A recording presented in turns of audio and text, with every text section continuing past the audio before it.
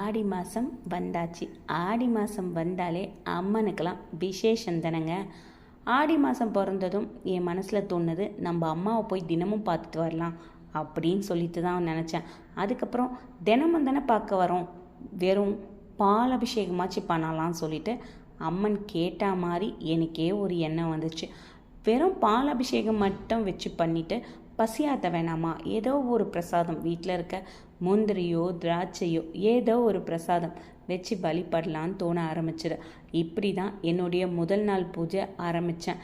வெறும் பால் அபிஷேகம் பண்ணிவிட்டு முந்திரி பருப்பை தான் நெய்வேத்தியமாக கொண்டு போனேன். இன்றைக்கி திடீர்னு ஒரு அலாரம், அதாவது அம்மன் என்னை பார்க்க மாட்டியா, எனக்கு எதுவும் செய்ய மாட்டியான்னு எனக்குள்ளே ஒரு மணி அடித்து வந்ததுனால இன்றைக்கி முந்திரி பருப்பை நெய்வேத்தியமாக கொண்டு போனேன். அதுக்கப்புறம் நாளையிலேருந்து எதனா ஒரு நெய்வேத்தியம் வைக்கணும்னு சொல்லிட்டு மனசில் தோண ஆரம்பிச்சிருச்சு. அதுக்கப்புறம் இன்றைக்கி முதல் நாள் பூஜை ரொம்ப சிறப்பாக இருந்தது. எங்கள் வீட்டு பக்கத்தில் 2 நண்பர்கள் இருக்காங்க. 2 பேருக்கும் கால் பண்ணேன். அதில் ஒருத்தவங்க என்னால் இன்றைக்கி முடியாதுப்பா, என்னால் அந்த மாதிரி ரெகுலராக வர முடியாது, நான் ஈவினிங்காக போய் பார்த்துக்கிறேன் அப்படின்ட்டாங்க. இன்னொரு நண்பர் நான் குரல் கொடுத்ததும் இன்றைக்கி நான் வரேன்ப்பா அப்படின்னு சொல்லிட்டு கிளம்பி வந்திருக்காங்க.